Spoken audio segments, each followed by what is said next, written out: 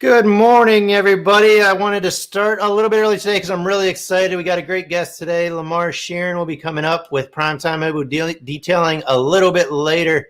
But I'm really excited today. It is Thursday. It's 8 a.m. Grab your coffee, sit back. Let's talk a little finance and just have a little fun. Today's going to be more interactive than anything.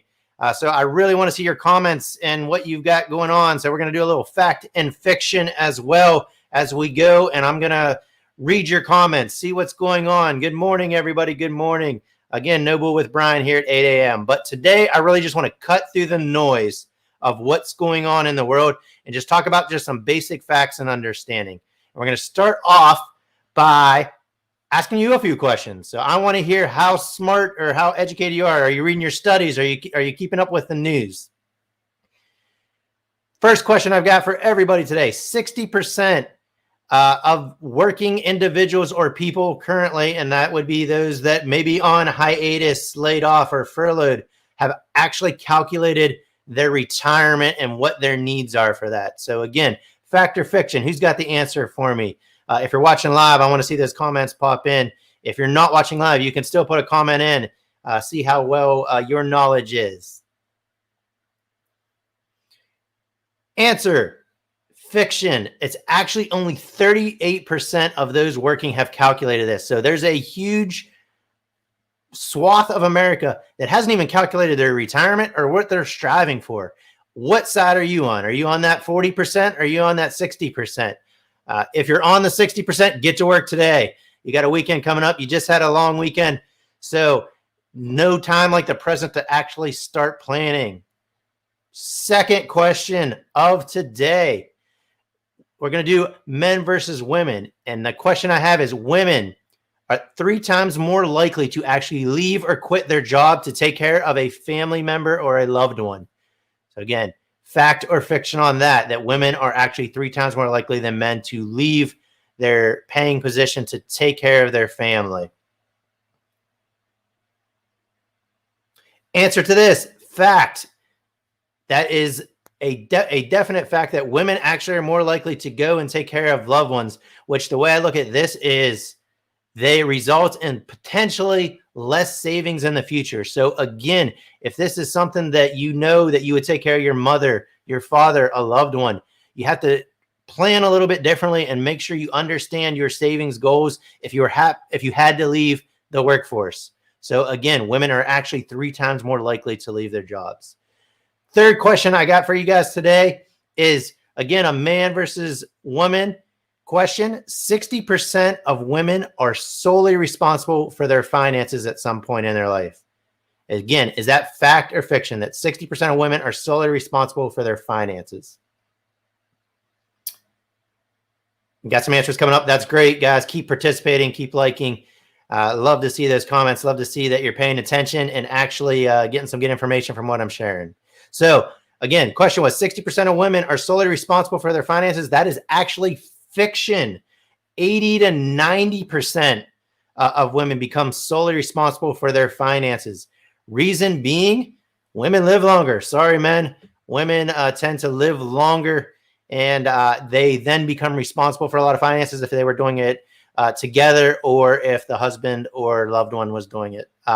The other side of that is divorce. Unfortunately, divorce continues to rise here in the United States. It's upwards of about 60% divorce rate. I think it's in the mid 50s. But again, which then would cause women to be solely responsible. So women, don't let your husbands or man handle all the finances. Get involved. Be part of it. Understand what's going on. If you need education, feel free to reach out to your advisor, somebody that you know has a really good grasp on finances. So again, takeaway of all those quick questions was A, to have a little bit of fun, and B is don't wait to take care of your finances, or don't wait for the responsibility to be thrust upon you. Jump on it, understand it. I know it can be tough. I know it can be challenging, but put in the time and effort, and you'll definitely be well prepared in the future to handle that. The second part of what I want to talk today is those 5 questions that I want you to ask yourself when you are looking at investing for the future. Again, very simple. You can use these for not only finance, but actually life in general. First question is, Where are you at today? What are your finances? What are you trying to achieve? What are you trying to do? And what do you already have in place? You may have some pieces to the puzzle, you may not.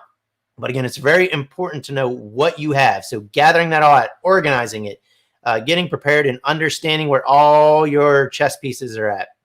Second thing you need to ask yourself is, where do you want to be? It's very easy to say, I want to be rich, and use very general terms, or I want this or that. But you really got to differentiate between values versus goals. Why is that goal important to you? What is the value behind it?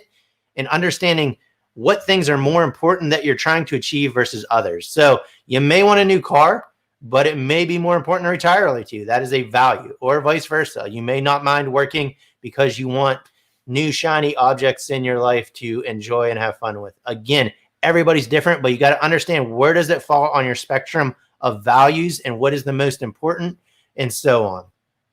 Third thing, once you've got that in place, can you get there? Use SMART goals, people. I have so many times people have these unattainable goals, which are, great in a bizarro world, but you have to have SMART and attainable goals. I use that acronym of meaning SMART: specific, measurable, achievable, relevant, and having a time frame associated with it. If you get all of those pieces together, you actually can achieve it, and you can watch the progress of it. It's just like a progress report. You can tick off different milestones and markers, and that it's actually achievable and relevant in your life. Once you do that, you can develop the plan to get there. That becomes the easy part. Most people want to jump to the plan and start doing things without doing those first three things that I talked about. Very important to do those first three things before you figure out how do you get there. And then after that, it's just staying on track from there. Life's going to throw you curveballs. COVID's a great example of that. But you always got to keep tweaking, keep monitoring. That's why I love to bring my guests on. They're always thinking outside the box of really different ways of, when life, gives you lemons, you make some lemonade out of it, and just really focus on adapting to the times that we're all human. We all make mistakes, but we can recover from that. We all have great potential.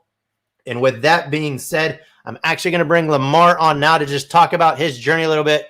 Really excited to talk with him. I met him, I want to say about 3 years ago now today, and we just hit it off. Great guy.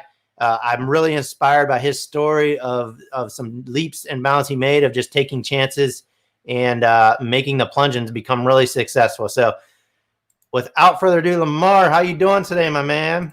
Hey, I'm doing awesome. And yourself? I'm doing great. It's Thursday. It's a short week, getting ready for a weekend already again. I feel like I just had one. So things are great. Enjoying the cool weather too. Me being from up north, I'm glad to get this humidity out of the air. Not sure. Yeah, North Carolina seems like it always have the perfect weather for my line of business all year round.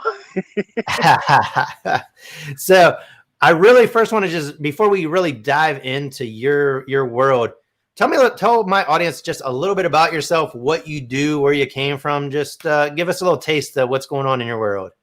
All right. Well, I'm Lamar, the owner of Primetime Mobile Detailing. I've been in business now about 3.5 years, and I have a team around me. A little bit about myself. I graduated from Shaw University back in 2009 in entrepreneurship. So I actually know how to write business plan, understand marketing, advertising, social media, basically every aspect of business, which has actually helped me grow my current business. And not only that, actually help my wheels continue turning with other ideas. It's almost like I critique a lot of businesses that I go to, because I'm like, hey, you know what? I could do that business too. Yes, that's huge. Education. And that's one thing I've learned from you, is you're just constantly picking up on new ideas. Anytime you can absorb any kind of knowledge in the business world, you're hopping on it. Where does that come from? Do you is that always been your world, or just you were intrigued by it? The crazy part, for as long as I can remember, I always wanted to own my own business. I originally, my high school that I went to taught me how to do computers. So when I got to college, I started in computer information system, but it wasn't challenging because, hey, I already knew what they were teaching. So I basically they came up with entrepreneurship at Shaw, which was a first time major at the school. I wish they kept it, but they don't have it anymore. They have other business stuff, but the actual entrepreneurship as the actual major there. And we wrote a few business plans. We had the opportunity to be invited up to Wharton School of Business. We participated in some other business plans and stuff that they had out at Duke and other universities and colleges. So, like I said, I always wanted to own my own business. I always pictured and wanted to do a family recreational center, which now is like a lot of them, but my business is like still bigger than all of them. So, so Yeah, I'm working towards that. yeah, and talking about your business, you weren't always a business owner. You kind of jumped ship from the corporate world, and what kind of sparked that change, or what was your impetus for that? Well, but I worked at Time Warner back when it was Time Warner. I was there 7.5 years. And you know what? They made some changes. I was one of the changes, so I wasn't no longer with the company. So I kind of because of some other issues, I wasn't able to really do much where income wise what I was used to making there. I no longer was making that, and a lot of other jobs was not going to pay me what I used to make. So you can imagine a lifestyle where you're making a lot of money. Now you're making barely no money, and I had a family. So one of my guys I know told me to come work with him, and he was doing detailing. So I went out, worked with him. I'm like, if he can afford to pay me and put money in his pocket and feed his family, you know what? I know what he don't know. I know the business aspect. So the first thing I did, which I tell anybody, if you're going to start a business, get a website, because that's one of your ways of promoting your brand, not to one set of people, but to everybody. And once I started my website, then of course I started doing other stuff like the Google AdWords and other ways of advertising.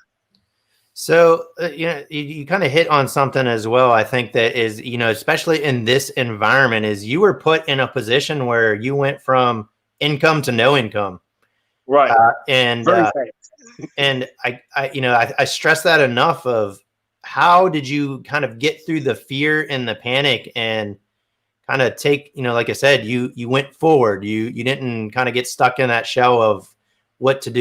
You really, made a bad situation, turned it into a great one. I guess is, how can I tell my audience of, if you're in that situation, how did you get through it, I guess?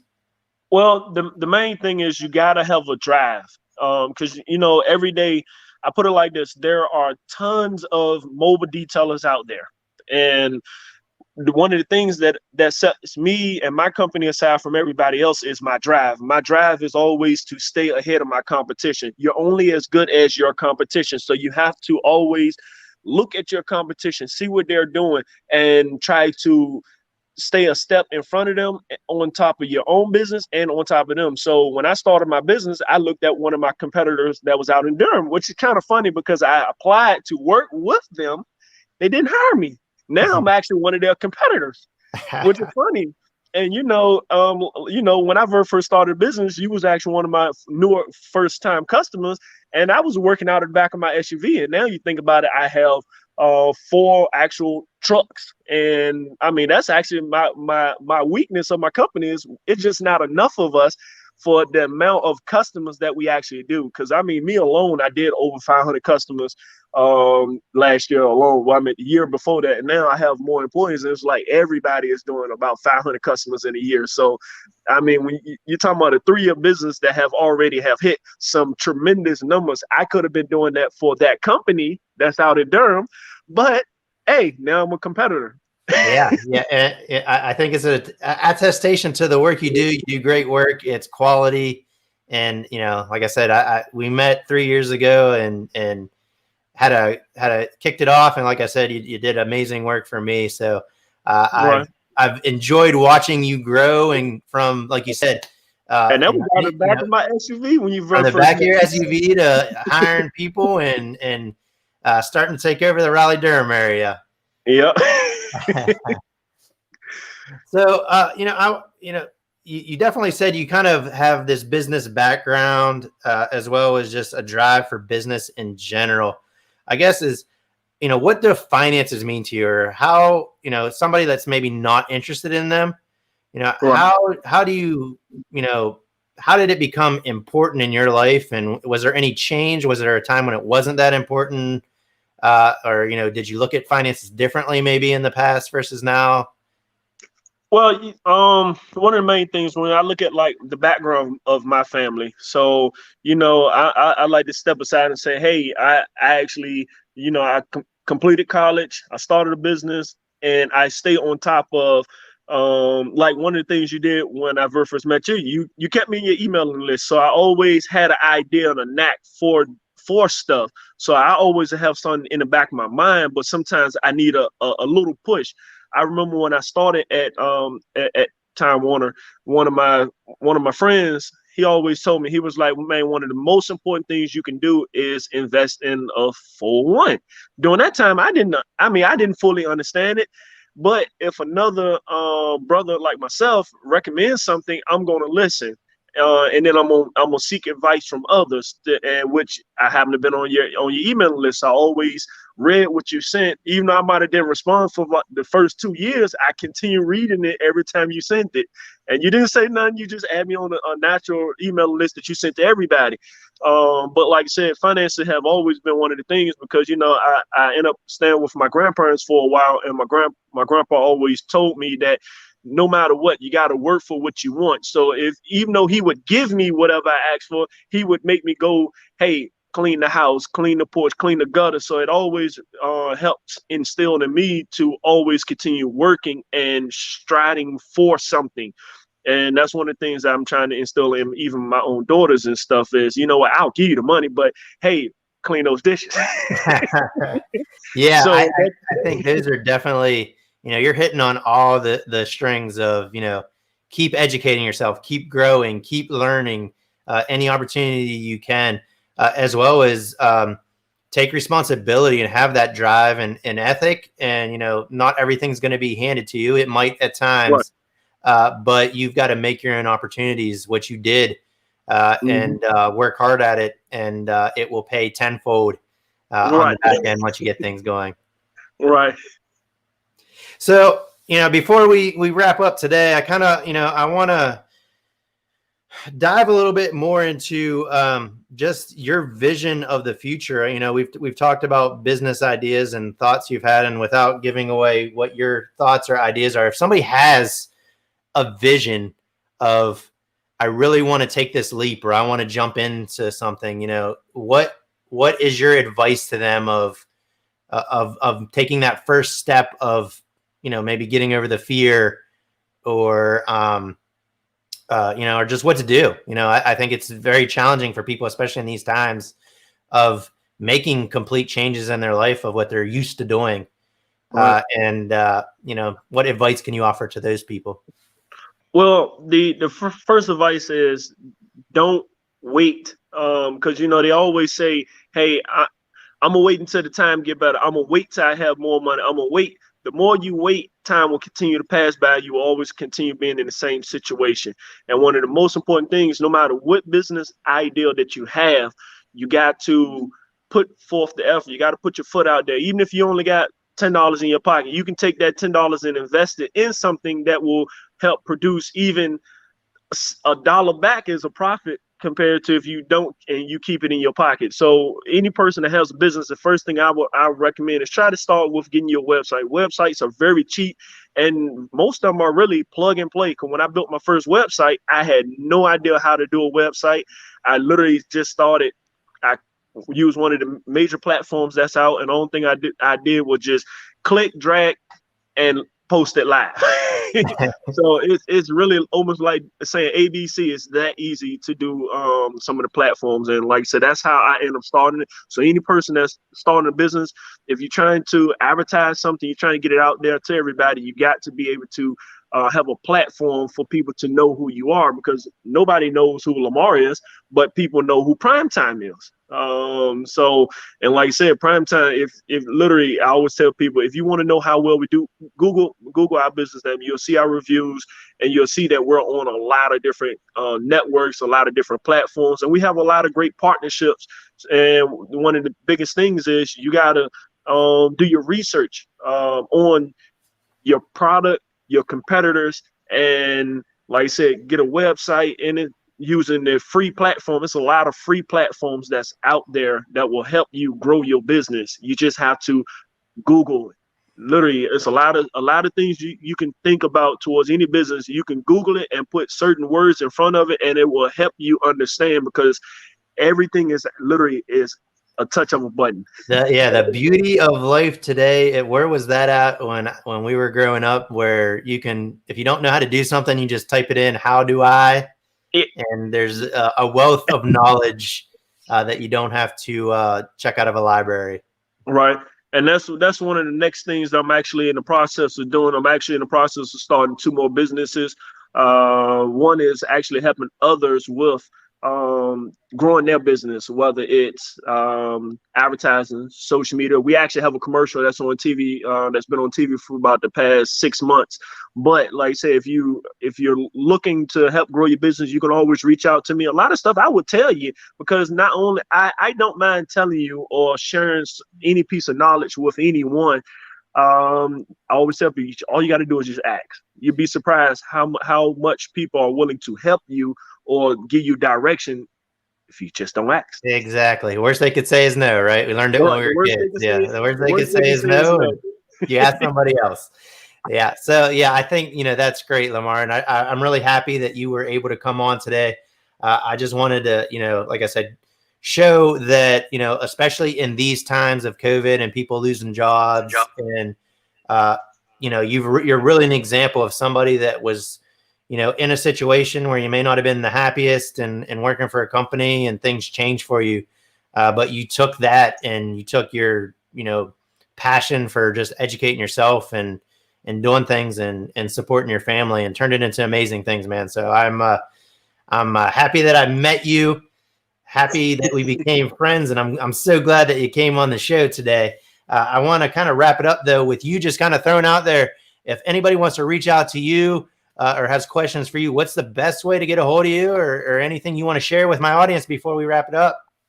Well, anyone, you can always, if you have any questions, of course, you can always visit my website. If it's about detailing services, you can always visit our website at primetimemobiledetail.com. Or if you Google Primetime Mobile Detailing, you will pop up.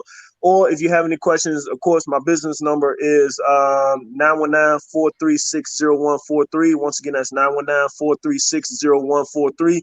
You can call or text us at any time. But like I said, if anytime you ever have any questions, comments, or concerns, you can always visit our website to book your package. Either myself or my secretary will respond back to you. We will love to get you taken care of. Just give us a shot and you'll see why we have 5-star reviews. Yes, and I can vouch for the work they do. Great work. So if you definitely need your car detailed, everybody in the Triangle area, definitely give Lamar a call. Does great work with him and his team. Lamar, I appreciate you coming today and taking some time this morning to chat with us a little bit. Like I said, I think you're an inspiration to a lot of people, and I continue to look forward to your success and the future of what it holds for you, man. All right, no problem. I do appreciate it again. Thank you. All right, thanks, Lamar. All right. All right, everybody. So that was a great time we had here with Lamar, wrapping it up for the day. Love the comments that I'm seeing. Thank you, Keith, Joe, for joining in. Marion, I saw you out there. That is, such commendable work. My mother being in assisted nursing homes, working in them. Caring for individuals is such tough work. and especially if you're doing it for a family member and not even getting a paycheck for it. So commend you extremely for that. Continue to leave the comments in there. Even after the live session, I will look at them. I will get back to them. I'll respond. If you have questions for me, don't hesitate to reach out. You can find me as well online or anywhere else, like I said, but the best way, just throw it in the comments. I'd be happy to respond to you. You all have a great weekend, great day. Hopefully had a short week and a great Labor Day that we just had, and I'll talk with you next week. Thanks, everybody.